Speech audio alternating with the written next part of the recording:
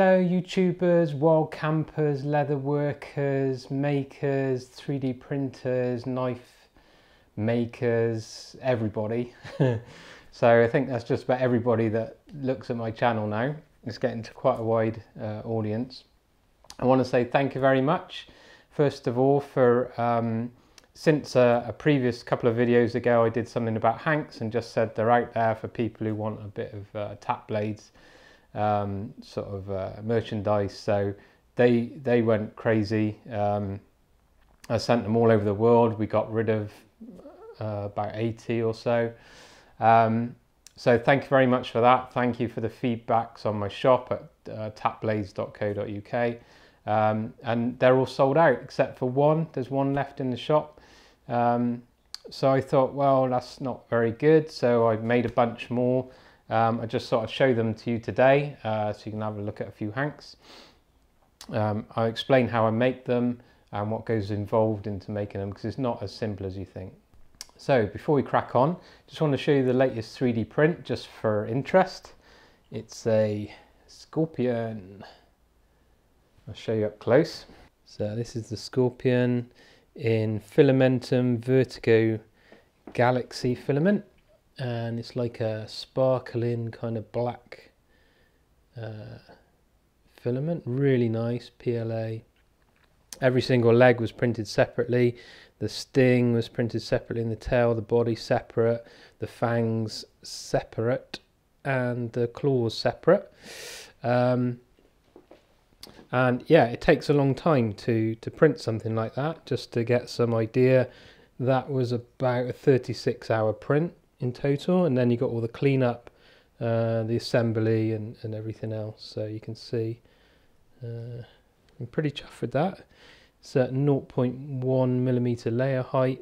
It's got all the nice details, etc. So have a look on Instagram. You can see a lot of the stuff there that I'm printing all the time. Some controversial stuff, weapons, things like that, and some normal stuff like Star Wars figures and other sort of organic figures and stuff like that. At the moment I'm printing a it's a 5 or 6 day print. I'm not printing in at the night time, just in the days. So 5 or 6 days, and it's going to be a Borg cube from Star Trek. Yeah, I think it's going to look pretty realistic and awesome by the time it's finished. So yeah, long print, but it's getting there. It's nearly done. So Hanks. We got some new Hanks, as you can see. There's a lot going into these. There's 30 here. I made 30, and all handmade, and they are on the store now. So you can go and have a look at tapblades.co.uk. So if you want a Hank, if you know somebody who wants one for Christmas, it's not a bad idea. Ships all over the world, free in the UK, and small shipping charge for anywhere else. Could take a little while, so if you order now into the first week of December, then it should be okay for Christmas all over the world. After that, I can't guarantee it be there for Christmas, so you just have to think. So I found some different fabrics which I think you'll like. So first of all, I found this fabric, which is quite a rugged cotton canvas. Everything's 100% cotton. And this is like a faded, distressed paintwork in a turquoise, and that's a designer fabric, so it's quite expensive. But it ends up being, you know, great for Hanks. Really tough, really rugged, and everything you need. Now, somebody said to me recently, "What's a Hank for?" And that was a very good question, because it's not obvious at all. A lot of people use them for different things. So some of the things just that I use them for, so you get an idea. So main reason I use them is to wipe down my blades. I have a lot of carbon steel knives and blades. They need oiling, they need wiping down. You need to keep the moisture away from them, and otherwise they'll rust or degrade. So I use them mainly for wiping my blades down. Also in my backpack, I'll fold these up. You know, I'll fold it up like a little mini pocket. So like this, like this. Then you've got loads of little slots in there, and I'll put all my EDC things in there. I'll put my small knives, I'll put my pry bars, I'll put my small keyring torches in there, the O-lights, IE3s and stuff like that, just to keep them together in my bag so they don't end up everywhere in my bag. So I use them for that. When I'm out camping, I use these all the time. So wiping sweat off my brow, using it for packing in case. I usually have several of these, one for myself and one for my gear. The ones I use for my gear, I pack it into pots and pans to stop them rattling around in your bag, so it's good for that. Main reason I use it is I fold it over and I use it to pick up hot pots off the fire. Really good insulating properties because it's all 100% thick cotton, so it really helps to stop you getting burned and things, so that's really good. That's the main use I use it for. Wiping down gear, keeping stuff clean, wiping my hands, everything you can think of is one of these. It's much more rugged than kind of a handkerchief that you would buy. It's more, you know, heavy duty. So we've got the distress paintwork, and then on the back we've got a really tight weave fabric. I've got this in several colours, and this is an Egyptian cotton.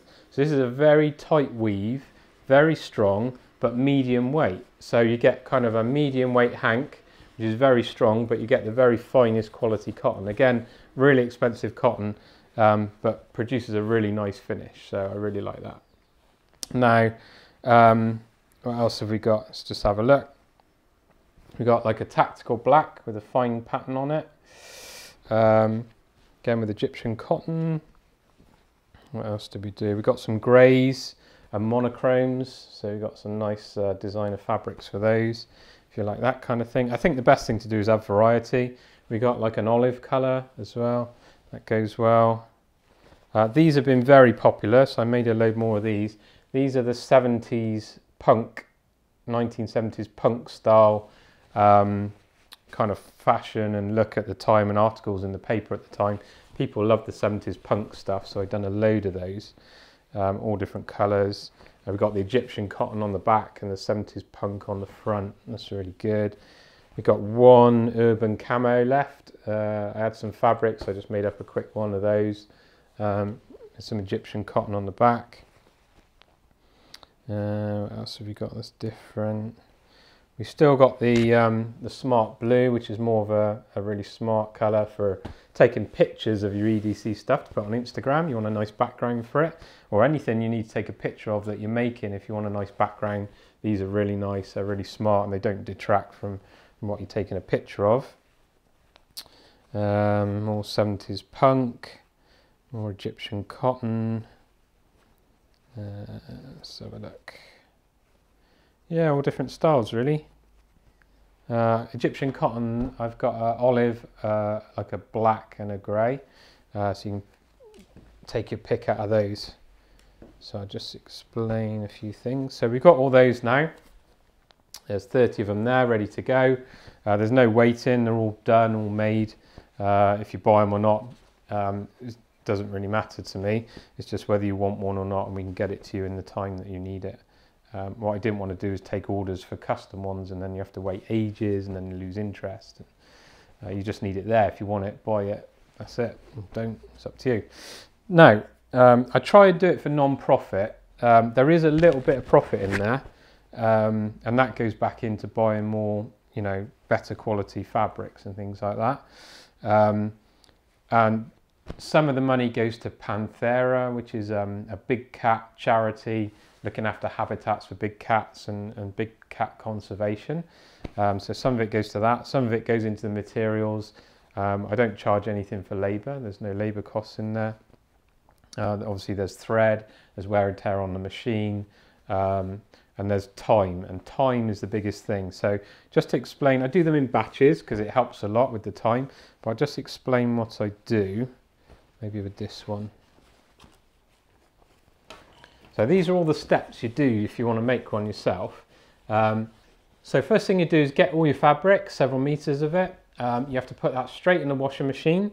You have to wash each piece of fabric on its own so the dye doesn't run into other fabrics, and that sets any dye if it is colour fast. I do it on a fairly medium temperature, 40 degrees, which is higher than what you should be washing it at. Normally it should be 30 degrees. But yeah, I used 40 degrees, so it pre-shrinks. It can shrink between 3 and 10%, which is quite a lot on a big piece of fabric. So that means when you get them and you get them dirty and then you put them in the wash, they won't shrink anymore. They'll stay the shape they are. So that's the reason I do it. So you do all that, then you take the fabric out, you dry it, you steam it and you press it so it's all consistently flat, and then you have to cut it out. So I had a template made up, which is like a plexiglass template. It's got markings on there for seam allowance and all that kind of stuff. This is a 12-inch, and you take ½ an inch off each side, so it ends up being an 11-inch square hank. So you cut them all out, and you cut loads and loads of squares out, all the same as you want, and then you put the right sides together. So the side that's nice, you put that against another piece of fabric that's the side that's nice. There's a good side and a bad side to fabric. So you put the two sides together so it's kind of inside out, and you sew around the edge with a straight stitch all the way round, and you leave a gap of about 2.5, 3 inches, something like that on the edge. So you end up with a closed pocket with a gap in one edge. Then you pull the whole thing through inside out through the little hole, and that ends up with an edge that's completely sealed and there's no way it can come apart. Once you've done that, you have to press it and steam it so it maintains the right shape and you get the right edge quality. And then you go round with more of a decorative stitch if you like. You can do straight stitch if you want. I use the zigzag stitch, taking care in the corners. All the corners have to be nice, for me anyway. And you go round, you lock it off, and then just before you do the stitching of the hole, where the hole is, you put your little tab in if you've got a tab, stitch through that, and then I do a double stitch, so I do another line of stitching right at the very edge, so it seals any of the edges on the hole and it locks the tab in so there's no way that can come out, and then the whole thing is pressed and steamed again. So that's the entire process.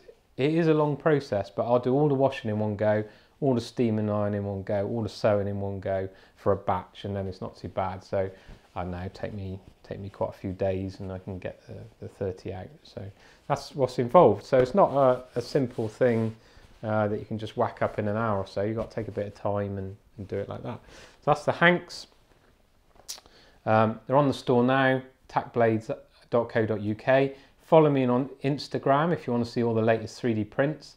I've got a wild camp coming, semi-wild camp coming up, I would say, with a few friends, hopefully. And you'll all know them. They're all on YouTube or linked to YouTube or in that wild camping community. So you'll see those coming up. It's on second week of December. So I'll be taking some film there so you can have a look. I don't always film my wild camps. But I'll film this one because it'll be good fun. I think it's one of my favourite places, not the Brecons, somewhere else. So yeah, we'll film that and then hopefully you enjoy that, and I'll see you in the next vid. What will be the next vid? I don't know. We'll do a 3D printing video. I don't know what it will be. I'm thinking about doing finishing of 3D prints because that's a particular area where I do something different using beeswaxes and things like that, which a lot of people don't do, and there's a lot to finishing a print that's not always obvious. So I think I'll do a video on that, and you can see how I finish all my prints so everything's perfect in the final print. Thank you very much for watching. See you in the next vid. Bye.